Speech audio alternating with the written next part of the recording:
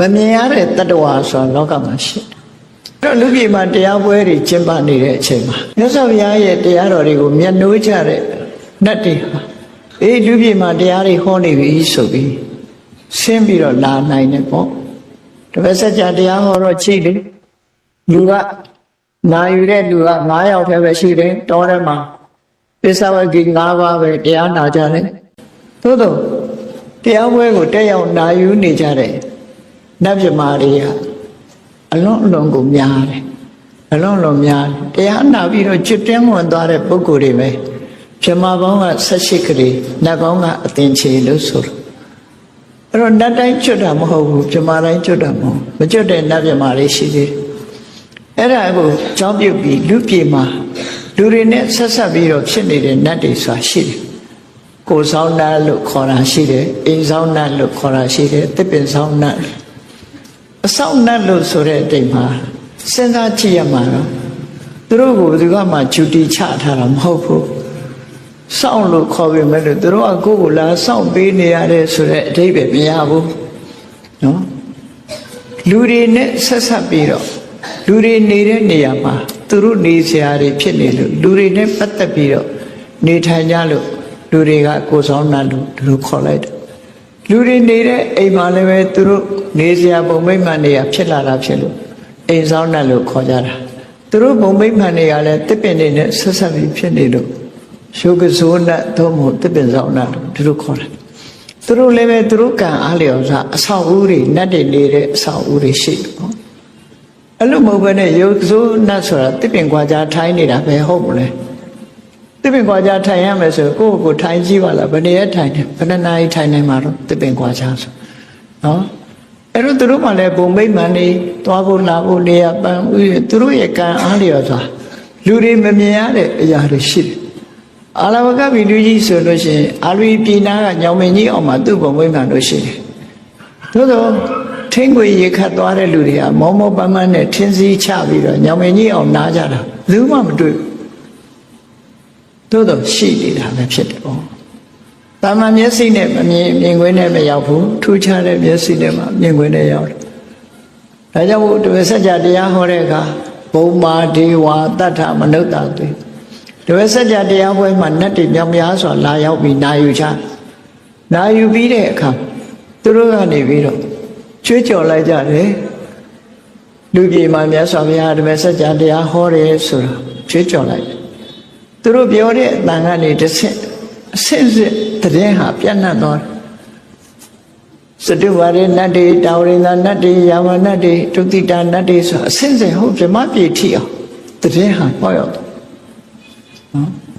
ခုခေတ်လူတွေလို့ဖုံးလေးနဲ့ပို့နေစရာမလိုဘူးအကုန်လုံးတည်င်းတွေကအကုန်ရသွားသူတို့မှာအလွယ်တကူ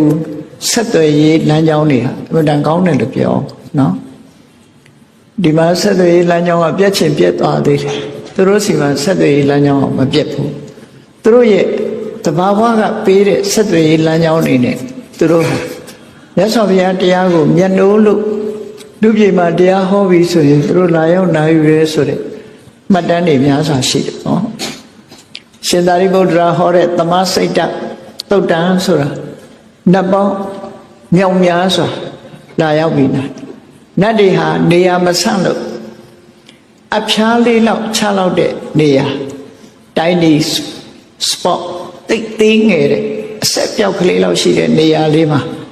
နတ်10ဦးထိုင်နိုင်လောက်အောင်ဖန်ဆင်းပြီးကိုယ်ကလေးတွေကျုပ်ပြီးနေကြတယ်လို့ဆိုနော်အဖျားလေးထောက်လောက်တဲ့နေရာလေးဆိုတာအလွန်ကျဉ်းတဲ့နေရာလေးပေါ့လူတောင်ထိုင်လို့မရတဲ့နေအဲ့ဒီမှာနတ်တွေကသူတို့ကိုယ်လေးတွေကိုကျုပ်ပြီးတော့နေလိုက်တဲ့အခါမှာအဖျားလေးထောက်လောက်တဲ့နေရာလေးတနေရာမှာပဲနတ်ဟာ10ဦး20ဒီလိုနေလို့ရသွားတယ်တဲ့အဲ့တော့လူပြည်ကတရားပွဲတွေကိုနတ်တွေကရောက်ရှိလာတယ်ဆိုတာသိချပေါက်ရှိတယ်ပေါ့အခုဒီသုတ်တံမှာရှင်ဥတ္တရဆိုတဲ့ပုဂ္ဂိုလ်တို့အဲ့တော့ကြည့်ရတာတော့သူကမဟိတဝတ္ထုဆိုတဲ့အယတ္ထိတမဟိတဝတ္ထုဆိုတော့ဘယ်နေရာမှာလဲလို့ location ကိုပြောမယ်ဆိုလို့ရှိရင်နော်အိန္ဒိယနိုင်ငံတောင်ပိုင်းမှာမဟိတာသဆိုတဲ့တိုင်းရှိတယ်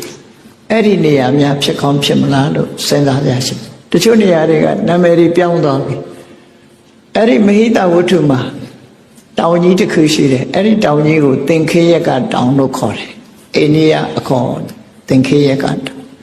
အဲ့ဒီသင်္ခေယကတောင်ကြီးမှာတောရကျောင်းတစ်ကျောင်းရှိ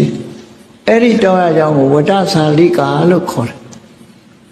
မြတ်စွာဘုရားရဲ့သာသနာနောက်ပိုင်းမှာအိန္ဒိယတောင်ပိုင်းမှာဘုရားဘာသာထွန်းကားနေတယ်နော်မြောက်ပိုင်းမှာလည်းထွန်းကားတယ်တောင်ပိုင်းမှာလည်းထွန်းကားဘုရားဘာသာမြတ်စွာဘုရားရဲ့တပည့်တော်ကတွေဟာပြန့်နှံ့ပြီးအထူးသဖြင့်အိန္ဒိယတောင်ပိုင်းကပို့ပြီးတော့ဘုရားဘာသာထွန်းကားသွားမြောက်ပိုင်းထွန်းကားတဲ့ဘုရားဘာသာကိုမြောက်ပိုင်းဘုရားဘာသာလို့ခေါ်ပြီးအဲ့ဒီကနေပြီးတော့တရုတ်ပြည်တို့ကိုရီးယားတို့ဂျပန်တို့ရောက်သွားတာမြောက်ပိုင်းဘုရားဘာသာလို့ခေါ်တယ်ခဏခေတ်တော့မဟာယာနဘုရားတောင်ပိုင်းဘုရားဘာသာကမြန်မာပြည်ရောက်လာတဲ့ထေရဝါဒသာသနာမူရင်းမပြတ်လက်ခံကျင့်သုံးတဲ့ဘာသာမြောက်ပိုင်းဘုရားဘာသာကသူတို့ကလူတွေနဲ့သင်လျော်အောင်ပြင်ဆင်ပြီးတော့မြတ်စွာဘုရားရဲ့ဟောကြားချက်တွေကိုခေတ်မီအောင်ပြင်းပြီးတော့ဟောပြောသွားကြတယ်စာအုပ်တွေရေးကြတယ်ဆိုမြောက်ပိုင်းဘုရားဘာသာပြင်ဆင်ထားတဲ့ဘုရားဘာသာဖြစ်တယ်အင်္ဂလိပ်လိုဒါကြောင့်မလို့တောင်ပိုင်းဗုဒ္ဓဘာသာကိုထေရဝါဒမြောက်ပိုင်းဗုဒ္ဓဘာသာကိုမဟာယာနလို့ခေါ်ပြီးမဟာယာနနဲ့ထေရဝါဒဗုဒ္ဓဘာသာ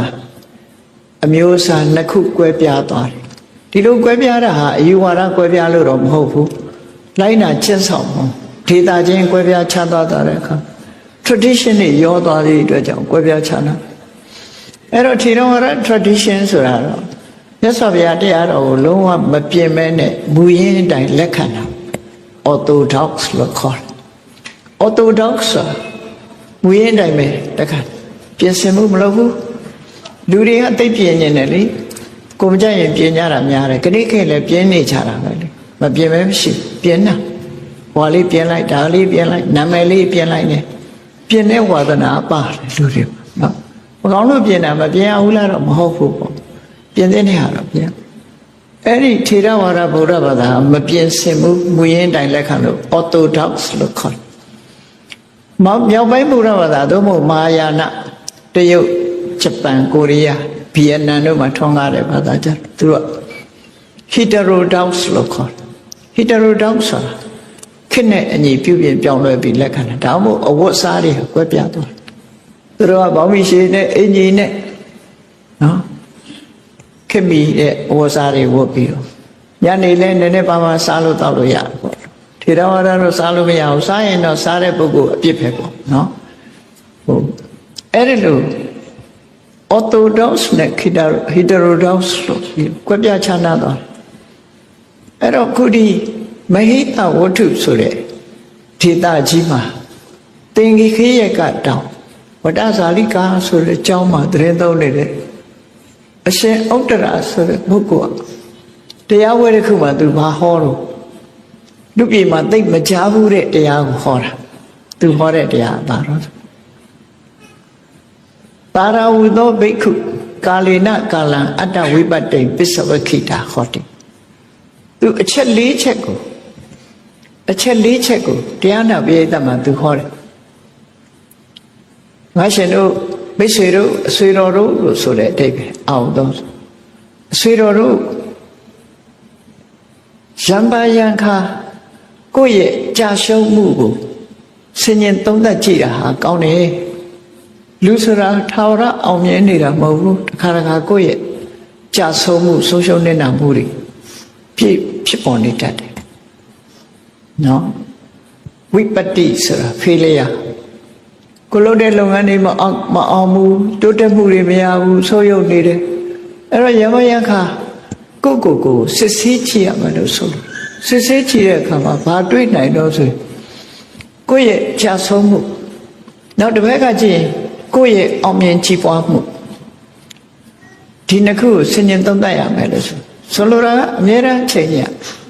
တိုင်းပြည်တစ်ပြည်မှာလည်းပဲစီးပွားရေးတိုးတက်သလားကျသလားလူမှုရေးတိုးတက်သလားကျကျမရေးအခြေအနေတွေတိုးတက်မှုရှိသလားကျသလားစစ်ဆေးပြီးတော့အများအားကြည့်မှသိကိန်းကနန်းနေနဲ့အများအားစစ်ဆေးကြအဲ့ဒီလိုမစစ်ဆေးဘဲနဲ့ဖာတိဘာသာနေရင်ဘာမှသိမှာမဟုတ်အဲ့ဒီလို တိုင်းပြည်တစ်ပြည်စီးပွားရေးပဲဖြစ်ဖြစ်လူမှုရေးပဲဖြစ်ဖြစ်ကျန်းမာရေးပဲဖြစ်ဖြစ်ပညာရေးပဲဖြစ်ဖြစ်စစ်ဆေးလေ့လာနေရအဲ့ဒါကိုပစ္စဝက္ခိတာဆင်ញင်သုံးသပ်ကြည့်ရမယ်အဲ့တော့ကိုယ့်ရဲ့အောင်မြင်မှုဆင်ញင်သုံးသပ်ရမယ်ကိုယ့်ရဲ့ကြာဆုံးမှုဒီဆုံးမနစ်နာမှုတွေကြည့်ရမယ်ထို့တူပဲတခြားပုဂ္ဂိုလ်တို့ရဲ့ကြာရှုံးမှု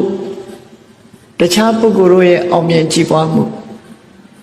တခြားလို့ဆိုလိုက်ကြတယ်ကိုယ်နိုင်ငံရဲ့အောင်မြင်မှုတခြားနိုင်ငံရဲ့အောင်မြင်မှုကိုယ်နိုင်ငံရဲ့ဆုပ်ယုပ်နေမှုတခြားနိုင်ငံရဲ့ဆုပ်ယုပ်နေမှုဆိုအဲ့ဒါလို့အရာရာကိုနှိုင်းရှင်သိနိုင်အောင်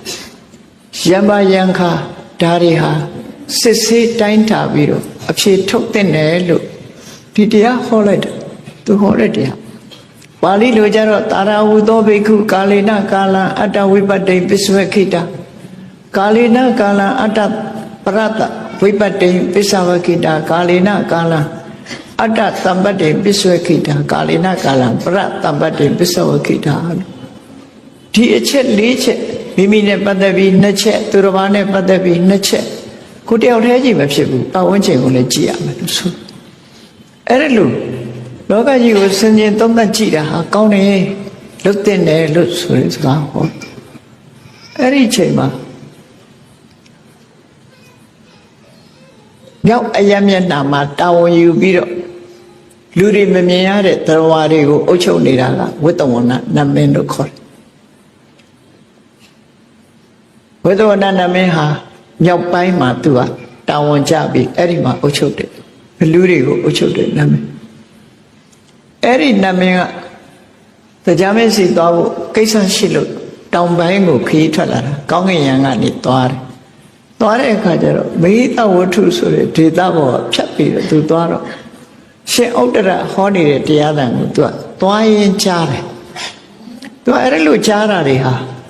မှတ်တမ်းနေအနေနဲ့နန္ဒမာတာဥပတိကမကြီးပါရယဏဒေသနာရွတ်နေတဲ့ဖြုံးကလည်းပဲသူကြားလို့သူတာရုခေါ်သွားတယ်အခုလည်းပဲထူးထူးခြားခြားတရားတစ်ပုဒ်ကိုယ့်ရဲ့ပျက်စီးဆုံးရှုံးမှုကိုယ့်ရဲ့အောင်မြင်ကြီးပွားမှုသူတစ်ပါးရဲ့ပျက်စီးဆုံးရှုံးမှုသူတစ်ပါးတို့ရဲ့အောင်မြင်ကြီးပွားမှုကိုယံမယံခါဒီဆင်ញင်သုံးသပ်ကြည့်တာကောင်းတယ်ဆိုတဲ့ထူးခြားတဲ့သူရဲ့ဟောပြောချက်ကိုကြားလိုက်တဲ့အခါသေချာနားထောင်ပြီးတော့ဒီတရားသူတစ်ခါမှမကြားဘူးဆိုပြီးတရားမင်းကြီးစီတက်လျှောက်သွားပြီးတဲ့အခါသွားပြီးတော့စင်ခန္ဓာတင်တယ်ပေါ့ခုခေတ်လို့သတင်းပို့လိုက်တယ်ရှင်တရားမင်းမဟိတဝတ္ထုကသင်္ခေယကတောင်ဝတ္တဇာလိကကျောင်းမှာအရှင်ဥတ္တရဆိုတဲ့ကိုတော်ကအခုလိုတရားတွေဟောနေတယ်အဲ့တော့ရှင်မင်းကြီးဒီတရားမျိုးသိသလားသူဟောနေတယ်လို့ဒီတရားမျိုးထူးထူးခြားခြားဟောတယ်ဆိုဒီဝိသုဏမင်းကဒီတရားကိုသူမနာဘူးနဲ့တူတယ်သို့တော့တရားမင်းကနာဘူးတယ်နာဘူးတာနဲ့တရားဆိုတာစိတ်ကညှို့လိုက်ရင်ချက်ချင်းလူပြေရောက်လာနိုင်တာသူတို့ကြတော့စိတ်သွားတိုင်းကိုပါဆိုတာမျိုးဖြစ်တယ်တရားပွဲကိုချက်ချင်းရောက်လာပြီးရှင်ဥတ္တရကိုသူကအယုသေးပေးမတ်တက်ရပ်ပြီးတော့မေးတာအရှင်ဘုရားဒီလိုတရားဟောတယ်ဆိုတာဟုတ်သလားဒီချက်၄ချက်နဲ့တရားဟောတယ်ဆိုတာဟုတ်လားဆိုဟုတ်ပါတယ်တဲ့ဒါဖြင့်ဒီတရားဟာအရှင်ဘုရားရဲ့ကိုယ်ပိုင်အတွေးနဲ့ကိုယ်ပိုင်ဉာဏ်နဲ့ဟောတဲ့တရားလားသို့မဟုတ်မြတ်စွာဘုရားကိုယ်တိုင်ဟောခဲ့တဲ့တရားလားသူမေးခွန်းလေးအဲ့ဒါပဲနော်အရှင်ဘုရားခဏခေတ်မှာလည်းတရားဟောနေတဲ့ဘုန်းကြီးတွေရှိတယ်လေအဲ့တော့မြတ်စွာဘုရားရဲ့တရားကိုဟောတာလားသူတို့အတွေးတွေဟောနေတာလားတရားနှမျိုးရှိနေအထောက်ထားမပြဘူးဆိုရင်သူသိတာတွေဟောနေတာဖြစ်တယ်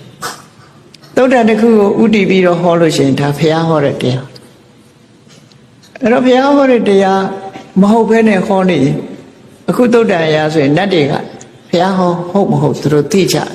ပြီးခဲ့တာဟုတ်သူအဲ့တော့အရှင်ဘုရားရဲ့ကိုယ်ပိုင်အထင်မြင်ယူဆချက်ကိုဟောတာလားဒီလိုလှုပ်တဲ့နယ်ဆိုတာအရှင်ဘုရားကိုယ်ပိုင်ထင်မြင်ချက်နဲ့ဟောတာလားသို့မဟုတ် မြတ်စွာဘုရားရဲ့ဟောပြောခဲ့တဲ့စကားလားလို့မေးတဲ့အခါကျတော့ရှင်ဥတ္တရာကတရားမင်းနဲ့ဥပမာတစ်ခုပြောပြရစီဥပမာနဲ့ပြောရင်ပို့အဓိပ္ပာယ်ရှင်းပါတယ်တဲ့ရွာကြီးတစ်ရွာဏိကုံးကြီးတစ်ခုလူတွေဟာအဲ့ဒီရွာကြီးတွေကဏိကုံးကြီးရဲ့အပြင်ဘက်ကျယ်ဝန်းလာတဲ့စပါးကင်းကြီးရှိတယ်အဲ့စပါးကင်းကြီးရိတ်သိမ်းပြီးတော့စပါးပုံကြီးပုံထားတယ်ရွာတွေကဏိကုံးကလူတွေဟာ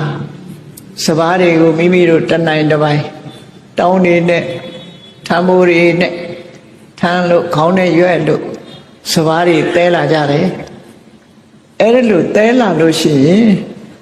မင်းတို့စပါးတွေဘယ်ကတဲလာကြတော့လို့မေးလို့ရှိရင်ဟိုးစပါးပုံကြီးကတဲလာတယ်လို့ပြောကြမှာအဲ့ဒါလို့ပြောမှာပဲမဟုတ်လားတဲ့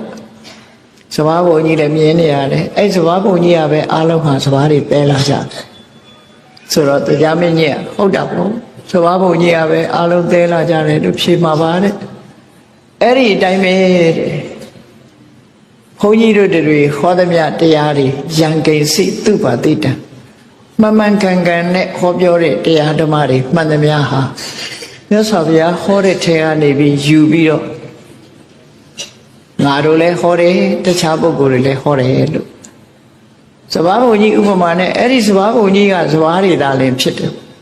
တို့ဟောတဲ့တရားတွေဟာလည်းမြတ်စွာဘုရားဟောတဲ့ပိဋကတ်သုံးပုံကပဲဟောတာပါလို့ဒီလိုရှင်ဥဒ္ဒရာကဖြေလိုက်တဲ့အခါတရားမင်းကြီးကပြောလို့ဆိုအေးကိုရောပြောတဲ့စကားဟာမှတ်သားစရာကောင်းတယ်စိတ်ဝင်စားစရာကောင်းတယ်စိတ်ဝင်စားစရာကောင်းတယ်မှန်လိုက်တာစပါးဘုံကြီးကပဲစပါးတွေတဲလာတယ်လို့ပဲအခုဟောတဲ့တရားဟာလည်းမြတ်စွာဘုရားဟောခဲ့တဲ့အဆုံးအမတွေတဲကတစ်ခုဆိုတာမှန်ကန်ပါတယ်တဲ့ဒီတရားဟာဘယ်မှာဟောခဲ့တယ်ဆိုတာတပည့်တော်ပြောပြမယ်သူကိုယ်တိုင်နာခဲ့ရတယ်ဆိုတော့တရားတစ်ပုဒ်ကိုသူပြောပြမြတ်စွာဘုရားရာဇဂုပြည်ဝေလွန်ကျောင်းတော်မှာသတင်းတောင်းနေတဲ့အချိန်မြတ်စွာဘုရားရဲ့ညီတော်ဝမ်းကွဲဖြစ်တဲ့ထေဝထတ္တဟာမြတ်စွာဘုရားကိုဆန့်ကျင်မဲ့လုပ်ပြီးတော့ခွဲထွက်သွားတယ်ဒါပြောခွဲထွက်ရေးကရှေးတုန်းကလေးကရှိတာနော်ခွဲထွက်သွားအဲ့ဒီလိုဒီဝထခွဲထွက်သွားတဲ့အချိန်လေးမှာမြတ်စွာဘုရားကယဟန်တွေကိုတတိပေးတဲ့အနေနဲ့ဟောတာယဟန်တို့မိမိရဲ့ပျက်စီးမှုကိုလည်းပဲယမယံခါဆင်ញင်သုံးသပ်ကြည့်တဲ့နဲ့မိမိရဲ့အောင်မြင်ကြီးပွားမှုကိုလည်းပဲယမယံခါဆင်ញင်သုံးသပ်ကြည့်သိခြင်းနဲ့တခြားသူတယောက်ရဲ့ဒီကြာဆုံးမှုတခြားသူတွေတယောက်ရဲ့အောင်မြင်ကြီးပွားမှုတို့ဆင်ញင်သုံးသပ်ပြီးတော့ကြည့်တဲ့နဲ့ကြည့်တာကောင်းတယ်လို့ဆိုပြီးဒေဝရတ်ကိုအကြောင်းပြုပြီးရှင်ဒေဝရတ်ရဲ့ထွက်ခွာသွားမှုကိုအကြောင်းပြုပြီးမြတ်စွာဘုရားကိုဆုံးခွာပြီးဒီဘုရားရဲ့အတိုင်းဝိုင်းကနေထွက်သွားတယ်ခွဲထွက်သွားတယ်ဒဇင်ထောင်တယ်ပေါ့ပါဠိသစ်တစ်ခုထောင်လိုက်တယ်ခိုင်းတစ်ခိုင်းထောင်လိုက်ဒီကနေ့ခေတ်လည်းရှိတာဘုရားဘာသာအတိုင်းဝိုင်းကနေထွက်ပြီးဒဇင်ထောင်တာတွေရှိတယ်နော်ဒါအထူးဆန်းမဟုတ်ဘူးလောကကြီးကလူတွေကအဲ့ဒီလိုပဲလုပ်လို့ရှိမြတ်စွာဘုရားရဲ့အတိုင်းဝိုင်းတွေကနေခွဲထွက်သွားတဲ့အခါမှာမြတ်စွာဘုရားဒီတရားကိုခေါ်ခဲ့တယ်တဲ့ဟောပြီးတဲ့အခါမှာမြတ်စွာဘုရားဘာပြောတော့ဆိုရှင်ဒေဝဒတ္တနဲ့ပတ်သက်ပြီးတော့ဒေဝဒတ္တဟာယခုလိုမြတ်စွာဘုရားရဲ့တပိတာဝကအတိုင်းဝိုင်းကနေခွဲထွက်ပြီးတော့ဒဇင်ထောင်တာဟာတခြားကြောင့်မဟုတ်ဘူးတဲ့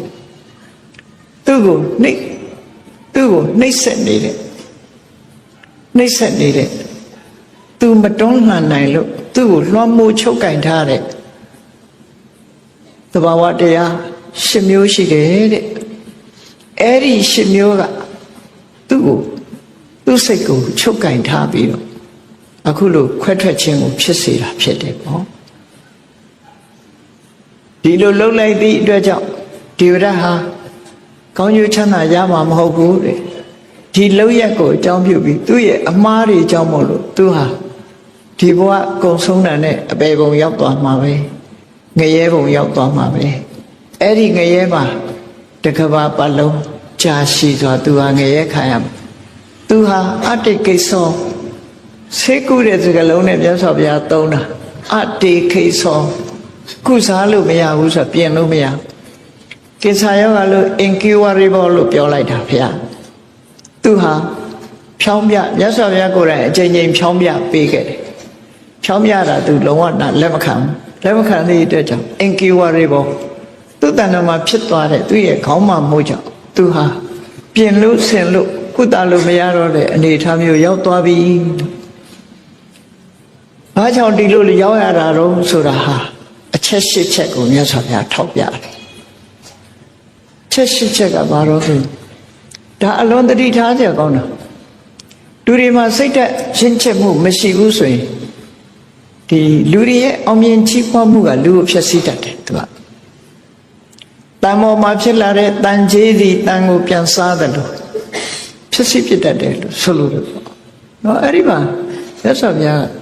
ချက်၈ချက်ဟောတဲ့နေရာနံပါတ်1ကသူဟာအောင်မြင်မှုလက်တပကပစ္စည်းဥစ္စာတွေကိုရရှိမှုဆိုရယ်လာဘသူဟာလိုချင်တာတွေအကုန်ရအောင်မြင်လာတဲ့ပုဂ္ဂိုလ်တယောက်ဖြစ်တယ်လက်လာဘပေါ်များပြီးအောင်မြင်လာတဲ့ပုဂ္ဂိုလ်တယောက်ဖြစ်ခဲ့အဲ့ဒီအောင်မြင်လာမှုကသူ့ကိုလွှမ်းမိုးချုပ်ကင်သွားပြီးသူဟာမလုပ်တဲ့နာတွေလုပ်တော့တာဖြစ်တယ်ဒါမို့လူတယောက်ဟာအောင်မြင်သွားရင်လည်းပျက်စီးသွားတတ်တယ်စိတ်ဓာတ်ကြံ့ခိုင်မှုမရှိရင်ပျက်စီးသွားတတ်တယ်ဆိုတာကိုယ့်ကိုယ်သတိထားအောင်မြင်မှုဆိုတာမျိုးကိုအကြောင်းပြုပြီးအောင်မြင်မှုရဲ့သားကောင်ဖြစ်သွားပြီးသူဟာအောက်ခြေလွတ်သွားတတ်တယ်ယာရုကြီးရရင်လည်းအောက်ခြေလွတ်သွားတတ်တယ်စီးပွားဥစ္စာတွေတိုးတက်လာရင်လည်းအောက်ခြေလွတ်သွားတယ်ဒီလိုဒီဝရဟာအောက်ခြေလွတ်သွားတာတခြားကြောင့်မဟုတ်ဘူးတဲ့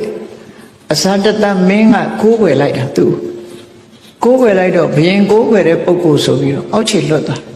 လာပါလို့ဆိုတာလူချင်တာတွေအကုန်ရတဲ့အခါငါကွာလို့ဆိုပြီးတော့လက်မထောင်းလာအဲ့ဒီလက်မထောင်းလာမှုကသူ့ကိုလွှမ်းမိုးနှိပ်စက်သွားသည်ဒါကိုမတွန်းလှန်နိုင်မယုံထွက်နိုင်သည့်အတွက်ကြောင့်သူဟာဒီအခြေအနေမျိုးကိုရောက်သွားတာနောက်တစ်ခုကတော့အလာဘသူလာဘရလာတော့ကခြေနှက်တယ်လို့မရဘူးဆိုရင်သူကမခြေမနှက်တွေဖြစ်တယ်လူတွေဟာအဲ့ဒါလိုပဲရတဲ့အခါမှာတပြုံပြုံမရတဲ့အခါမှာကြတော့သူတို့ဟာတငုံငုံနဲ့ depression ဆိုတာဖြစ်တယ်လူတွေမှာအောင်မြင်ကြီးပွားမှုကိုရလာပြီဆိုလို့ရှိရင်သူကမော်ကြွားလာတယ်ကြာဆုံးမှုနဲ့ကြုံပြီဆိုရင်ကိုယ့်ကိုယ်တတ်သိကျင်လောက်အောင် depression ဖြစ်တယ်စိတ်ဓာတ်တွေကြဆွတ်တွေဖြစ်စိတ်ဖိစီးမှုတွေဖြစ်လာအဲ့တော့အောင်မြင်မှုကိုရတာကိုလည်းအောင်မြင်မှုရခြင်းကလည်းသူ့ကိုလွှမ်းမိုးသွားတယ်မအောင်မြင်တဲ့အချက်ကလည်းသူ့ကိုလွှမ်းမိုးသွားတယ်သူလှုပ်ချင်တာမလုပ်ရဘူးအလားသူကဖျားဖြစ်ချင်တာဖျားနေရတန်ဃာတွေအားလုံးကိုသူခေါင်းဆောင်လုပ်ချင်မရဘူးမရသည့်အတွက်ကြောင့်သူဟာမကြံတဲ့နာတွေကြံသွားတယ်နောက်တစ်ခုကတော့ယတနဲ့အာယတနောက်နှစ်ခုကယတဆိုတာအချမ်းရံဂုဏ်တရင်ကြီးမားလာလောကလူတွေဟာနောက်လိုက်နောက်ပါတွေများပြီးတော့ဂုဏ်တရင်ကြီးမားပြီးနာမည်ကျော်ကြားလာလို့ရှိရင်လေအဲ့ဒီနာမည်ကျော်ကြားမှုရဲ့သားကောင်ဖြစ်သွားပြီးသူဟာရုံထွက်နိုင်ကြမရှိတော့စိတ်ကောင်းနှလုံးကောင်းတွေဟာကြော်ကြားမှုအောက်မှာပျောက်ကွယ်သွားတယ်လူတွေမှာပျောက်ကွယ်သွားပြီးတော့သူဟာစိတ်ဆိုးစိတ်မိုက်တွေဝင်လာတတ်တယ်ဒီဗရဟာယတလို့ခေါ်တဲ့သူ့ရဲ့အချမ်းရံဂုဏ်တရင်ကြီးလာမှုတွေကိုအကြောင်းပြုပြီးတော့မတွန်းလှန်နိုင်သည့်အတွက်ကြောင့်သူဟာကြာဆုံးသွားတာဖြစ်တယ်ပေါ့အာယတဂုဏ်တရင်ကင်းမဲ့သွားတဲ့အခါမှာလည်းပဲဒီအခြေအနေမျိုးတွေဖြစ်တတ်တယ်ပေါ့ depression တွေဝင်ပြီးတော့ဒုက္ခရောက်သွားတတ်တယ်ဟောနောက်တစ်ခုကတော့သက်ကာရအသက်ကာရနောက်တစ်တွဲကသက်ကာရအသက်သက်ကာရဆိုတာလူတွေကယိုသေးတယ်သူ့ကိုပေးလို့ရှင်ဘာပေးပေးယိုသေးကြတယ်ဟတမ်းမှလူတွေကယိုသေးတယ်သူနောက်လိုက်နောက်ပါတွေကသူ့ကိုအလွန်ယိုသေးကြတယ်ဒီကနေ့ခင်လဲစဉ်းစားကြည့်ယာရုကြီးပြီဆိုယိုသေးလိုက်ကြတာအများကြီးပစ္စည်းဥစ္စာတွေကြွယ်ဝချမ်းသာတဲ့လူနောက်ကလိုက်တဲ့လူတွေကလည်းယိုသေးလိုက်ကြတာတယိုတသေးတလေး အဲ့ဒီအများရဲ့ယုတ်တိခံရမှုဟာလည်းပဲကိုယ်စိတ်ကအဲ့ဒီရဲ့လွှမ်းမိုးမှုကိုခံရပြန်လို့ရှင်လေလူဟာစိတ်ဓာတ်တွေမောက်မာလာပြီးတော့အောက်ခြေလွတ်သွားပြတ်တယ်လွတ်သွားတယ်အဲ့ဒါလိုမဟုတ်ဘူးဆန့်ကျင်မဲ့ဖြစ်လာပြန်လို့ရှင်လေလူရဲ့စိတ်ဟာတစ်မျိုးတစ်မျိုးပြောင်းသွားတယ်အတ္တကာရလူတွေရဲ့မလေးမစားလှုပ်တာကိုခံရတယ်ဘယ်လိုပဲဖြစ်ဖြစ်လေရှာရုရှိတော့အလေးစားခံရမရရုမရှိရင်အလေးစားမခံရဘူးပတ်စံရှိတဲ့အချိန်အလေးစားခံရတယ်ပတ်စံမရှိရင်အလေးစားမခံဒါဟာဘဝဟာမရှောင်လွဲနိုင်တဲ့လောကဓာတ်ပဲဖြစ်တယ်နော်အဲ့တော့အဲ့ဒီလောကဓာတ်ကိုမခံနိုင်သည့်အတွက်ကြောင့်သူဟာမလုံးတဲ့နာတွေလုပ်ပြီးတော့အခုလို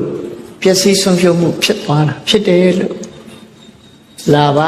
အလာဘယတအာယတတက္ကာရအတ္တကာနော်6ခုနောက်ပြီးတဲ့အခါကျတော့မြတ်စွာဘုရားပြောတယ်ပါပိဿအဆိုးဆုံးကတော့သူဟာစိတ်ကောင်းနှလုံးကောင်းမရှိဘူးစိတ်ကောင်းနှလုံးကောင်းမရှိဘူးအမှန်တည်းတယ်ပါပိဿဆိုတာအောက်တန်းကြတဲ့လူအင်ဆန္ဒခေါ်တယ်ပါပအိဋ္ဌာဆိုပါစို့ကိုယ်ရည်ချင်းမရှိဘဲနဲ့အထက်တန်းကိုဖြစ်ခြင်းနဲ့ပါပဲလမ်းစဉ်အတိုင်းမသွားဘဲနဲ့လူတွေဟာဖြတ်လန်းကနေကြီးပွားခြင်းနဲ့အဲ့ဒီလိုဟာမျိုးပါပိဿသူများခေါင်းနှင်းပြီးကြော်တက်ခြင်းနဲ့တစ်ဖက်သားကိုတွန်းချပြီးတော့နေရာယူခြင်းနဲ့ပါပိဿလို့ခေါ်တယ်ကိုယ်အရေးချင်းနဲ့ကိုယ်သွားတာမဟုတ်ဘဲနဲ့တစ်ဖက်သားကိုတွန်းထုတ်ပြီးတော့မှကိုယ်နေရာရအောင်လှုပ်တဲ့ပုဂ္ဂိုလ်မျိုးတွေအဲ့ဒီစိတ်ကူးစိတ်တန်းတွေကိုပါပိဿလို့ခေါ်တယ်မဟုတ်တဲ့နီလန်းကိုအသုံးချပြီးတော့ထက်တန်းရအောင်ကြိုးပမ်းမှုတွေသူဟာလည်းပဲ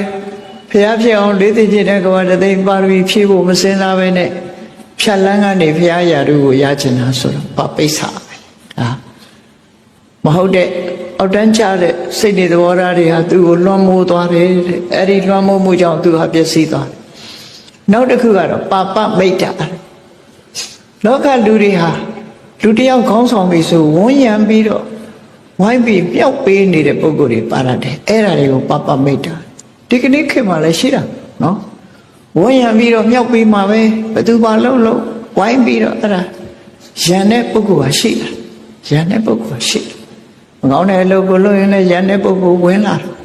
ဝန်းရံနေဆိုပါပမိတ်တာသူတို့အောက်တန်းချတဲ့စိတ်တွေနဲ့အောက်တန်းကျတဲ့ခံယူချက်တွေနဲ့ဝိုင်းပြီးတော့ဝန်းရံပတ်သက်လာတဲ့ပုဂ္ဂိုလ်တွေမိတ်ဆွေရုပ်တွေနဲ့အပေါင်းအသင်းနေတဲ့သူဟာဓာတ်တွေကိုအဟုတ်ထင်ပြီးတော့မှန်ကန်တဲ့လမ်းကြောင်းကနေလမ်းကြောင်းကြီးကိုတွေးဖီးလာတယ်ဟောပါပိဿပါပမိတ်တာဒီအချက်ဟာအရေးကြီးဆုံးပဲလောကကြီးမှာမကောင်းတဲ့စိတ်တွေသဘောထားတွေရှိခြင်းမကောင်းတဲ့မိတ်ဆွေတွေပေါင်းတင်ဆက်ဆံခြင်းဆိုတဲ့ဟာ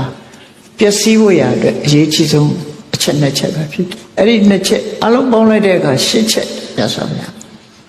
လာဘအလာဘယတအာယတတက္ကာရအတ္တကာရပါပိဿပါပမိတ်တာလို့ဆိုအဲ့ဒီတရားဆိုးတွေစိတ်နေသဘောထားအဆိုးတွေကသူ့ကိုလွှမ်းမိုးလိုက်တယ်ဒါတွေလွှမ်းမိုးလာတဲ့အတွက်ကြောင့်ဒေဝရပျက်စီးသွားဒါတွေမဖြစ်ခင်ကသူဟာဘုန်းကြီးကောင်းတူပဲဖြစ်တယ်မြတ်စွာဘုရားရဲ့သာသနာတော်မှာဝင်ရောက်ပြီးတော့သမထကျင့်စဉ်ကိုအောင်မြင်စွာကျင့်ပြီးဇံအပေညင်နေရအဲ့ဒီထီအောင်သူဟာကောင်းနေသေးတယ်နောက်ပိုင်းမှာပပိဿဆိုတာရဲ့ပပမိတ်တဆိုတာရဲ့အဲ့ဒါနှစ်ခုနဲ့ကြုံလိုက်တာနဲ့တပြိုင်နက်သူဟာလမ်းကြောင်းလွဲပြီးတော့အဆိုးဘက်ကိုရောက်သွားတယ်အဲ့ဒီအခြေအနေဆိုးကြီးတွေကသူ့စိတ်ထဲမှာဖြစ်ပေါ်လာတဲ့စိတ်သဘောထားဆိုးဝါးမှုတွေကြောင့်မို့သူဟာတည်ရင်တော့အပင်ငရဲသွားတော့မှာပဲတေချာပေါ့အပင်ငရဲကြတော့သူ့စိတ်ဓာတ်တွေဒါတွေကြော်လွှားဖို့အတွက်ပြင်ဆင်လို့မရတော့ဘူးလို့ကုစားပေးလို့မရတော့ဘူးလို့မြတ်စွာဘုရားဟောတယ်အဲ့ဒါလို့ဟောပြီးတော့ယဟန်တွေကိုဆုံးမဩဝါဒပေးတယ်မင်းတို့အလုံးတတိထားကြကို့မှာလလဘာတွေရလာတယ်အောင်မြင်ကြီးပွားလာတယ်ချွေရံနေများလာတယ်သို့မဟုတ်လလဘာမရဘူးချွေရံနေမများဘူး ပတ်ဝန်းကျင်ကကိုယ်ကိုလေးစားတယ်တော့မလေးစားဘူးမိကောင်းဆွေကောင်းမိတ်ဆွေမကောင်းတဲ့အတွေ့အခေါ်လိုအင်ဆန္ဒတွေရှိတယ်အောက်တန်းကြတဲ့စိတ်နေသဘောထားတွေရှိတယ်မကောင်းတဲ့မိတ်ဆွေတွေကကိုယ်ကိုဝန်းရံလာတယ်ဆိုရင်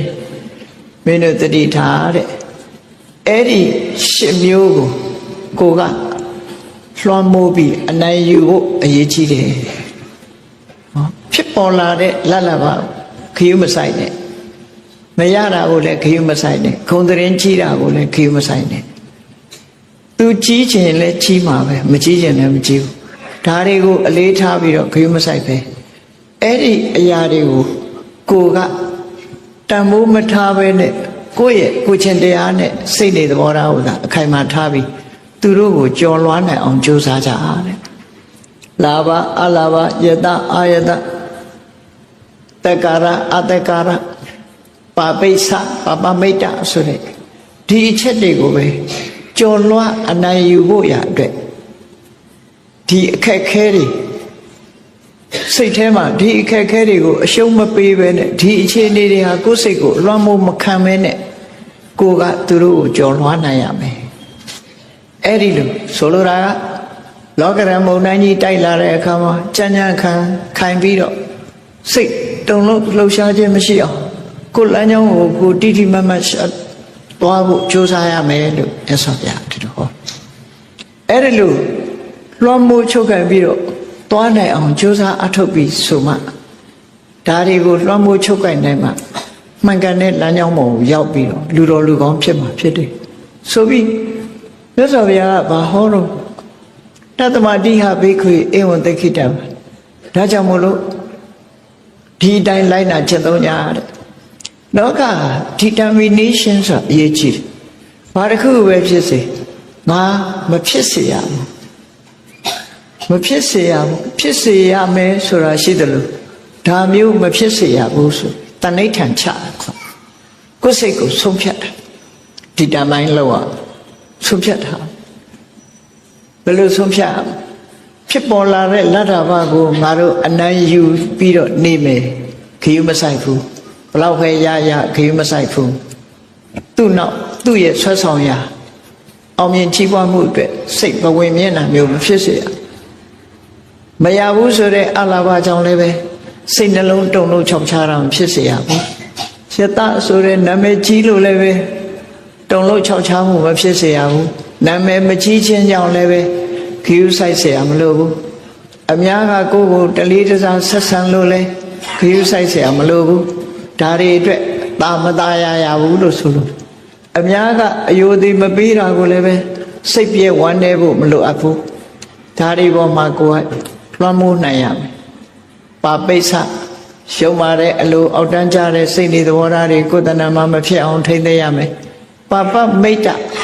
ကောင်းတဲ့ဘက်ကိုမဝန်းရံမဲနဲ့မကောင်းတဲ့ဘက်ကိုဝန်းရံပြီးတွန်းပေးတတ်တဲ့မိတ်ဆွေမျိုးတွေကိုသတိထားရမယ်အဲ့ဒါတွေကို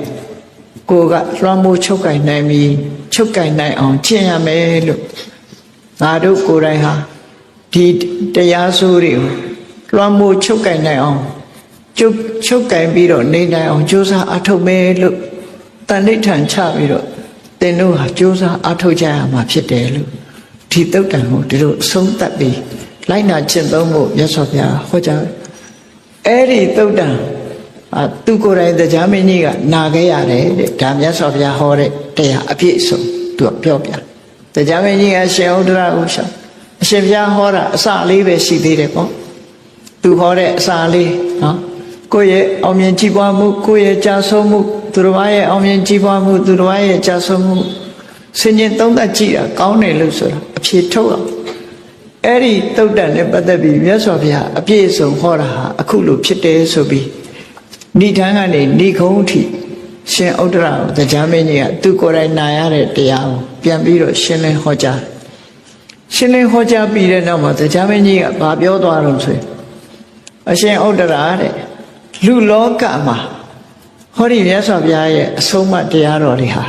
ဘုရားကိုယ်တိုင်ဟောခဲ့တာဖြစ်တော်လဲပဲဒီတရားကိုမှတ်သားထားတာမရှိတော့ဘူးတဲ့ပြည့်ပြည့်ဝဝမှတ်သားထားတာမရှိတော့ဟော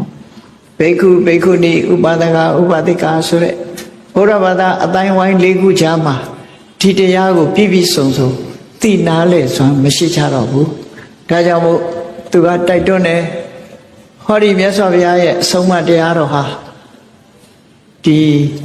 ကြီးပွားတိုးတက်မှုအတွက်အလွန်အခြေခံကြတဲ့တရားဖြစ်တယ်ဒါကြောင့်မို့အရှင်ဘုရားတပည့်တော်ပြောတဲ့အတိုင်းမှတ်ထားပါတပည့်တော်ပြောတဲ့အတိုင်းသင်ပါတပည့်တော်ပြောတဲ့အတိုင်းလဲ